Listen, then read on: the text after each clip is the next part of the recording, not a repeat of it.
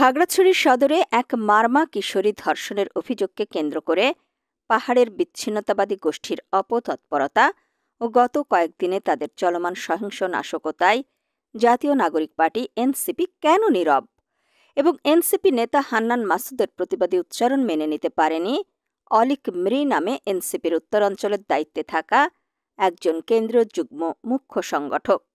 এই অভিমানে তিনি দল থেকে পদত্যাগের ঘোষণা দিয়ে ফেসবুকে স্ট্যাটাস দিয়েছেন। ফেসবুক স্ট্যাটাসে তিনি পদত্যাগের বিষয়ে জানান যে, আমি অলিক মৃ জাতীয় নাগরিক পার্টি এনসিপির কেন্দ্রীয় যুগ্ম মুখ্য সংগঠক পদ থেকে পদত্যাগ করে পার্টির ইমেল এবং দপ্তরে দায়িত্বপ্রাপ্ত ব্যক্তিদের কাছে পদত্যাগপত্র পাঠিয়েছে। পদত্যাগের কারণ হিসেবে অলিক মৃ হান্নান মাসুদের ভুয়া ধর্ষণ শব্দচয়নকে মিথ্যাচার উল্লেখ করে এর প্রতিবাদ জানানোর কথাও বলেছেন। তবে অনেকেই ধারণা করছেন পাহাড়ের বিচ্ছিন্নতাবাদী সংগঠনগুলোর হুমকি কিংবা চাপে পড়ে তিনি এই পদ থেকে পদত্যাগে বাধ্য হয়েছেন। কেননা যে সংগঠনের নীরবতার কারণে তিনি পদত্যাগ করলেন, পদত্যাগপত্রে সেই সংগঠনেরই শুভকামনা জানিয়েছেন অলিক মৃ। গারো সম্প্রদায়ের তরুণ অলিক মৃ এনসিপির কেন্দ্রীয় কমিটিতে ক্ষুদ্র নৃগোষ্ঠী সম্প্রদায়ের একমাত্র প্রতিনিধি ছিলেন। অপরদিকে খাগড়াছড়িতে পাহাড়ি কিশোরীকে দলবদ্ধ ধর্ষণের অভিযোগের ঘটনাকে ভুয়া ধর্ষণ উল্লেখ করে বক্তব্য দিয়েছেন জাতীয় নাগরিক পার্টির নেতা আব্দুল হান্নান মাসুদ। এ নিয়ে নানা বিতর্ক হয়। এনসিপির জ্যেষ্ঠ যুগ্ম মুখ্য সমন্বয়ক হান্নান মাসুদ পরে জানান, এই অনাকাঙ্ক্ষিত শব্দ ব্যবহার করার জন্য তিনি বিব্রত ও দুঃখিত। হান্নান তার ফেসবুক পোস্টে লিখেন, ধর্ষণের মতো গর্হিত অপরাধকে কোনোভাবেই অস্বীকার করা যায় না। ধর্ষকের কঠোর থেকে কঠোরতর শাস্তি নিশ্চিত করতে হবে।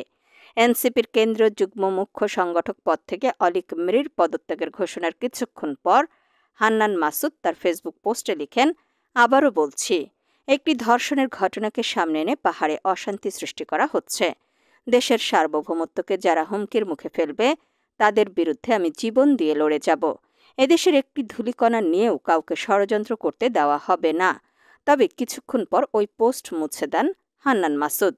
বেলা 2টার কিছু পরে আরেকটি পোস্ট দেন তিনি। সেখানে হান্নান লিখেন, 28 সেপ্টেম্বর দ্বীপহাতিয়ার চানন্দী ইউনিয়নে এক সমাবেশে আমি ভুলবশত তাৎক্ষণিকভাবে ভুয়া ধর্ষণ শব্দটি ব্যবহার করে ফেলি, যা কোনোভাবেই আমার ইন্টেনশন ছিল না। ধর্ষণের মতো গর্হিত অপরাধকে কোনোভাবেই অস্বীকার করা যায় না। ধর্ষকের কঠোর থেকে কঠোরতর শাস্তি নিশ্চিত করতে হবে। এই অনাকাঙ্ক্ষিত শব্দটি ব্যবহার করায় আমি বিব্রত ও দুঃখিত। আশা করি আমার শুভাকাঙ্ক্ষী, সমর্থক ও সমালোচকরা এটাকে আমার মুহূর্তের ভুল হিসেবেই বিবেচনা করবেন। এনসিপির এই নেতা আরও লিখেন, পাহাড় ও সমতলের বাংলাদেশের সব নাগরিকের প্রতি আহ্বান থাকবে, পরাজিত ও ফ্যাসিবাদী শক্তির সব ষড়যন্ত্র নস্যাৎ করে ঐক্যবদ্ধ থাকুন। আলোচনার মাধ্যমে উদ্ভূত পরিস্থিতি নিয়ন্ত্রণ করুন। উভয় পক্ষের কথা গুরুত্ব দিয়ে শোনার জন্য আইনশৃঙ্খলা রক্ষাকারী বাহিনী ও সরকারের প্রতি আহ্বান জানান হান্নান মাসুদ। ভারত আমাদের পার্বত্য অঞ্চল কেড়ে নিতে চায়। তারা শেষ ট্রাম্প কার্ড খেলছে। পার্বত্য অঞ্চলকে তারা অস্থিতিশীল করে তুলছে। একটা ভুয়া ধর্ষণের ঘটনার মধ্য দিয়ে তারা আমাদের বাঙালি ও পার্বত্য পাহাড়িদের মুখোমুখি দাঁড় করিয়েছে বলেও জানান হান্নান মাসুদ।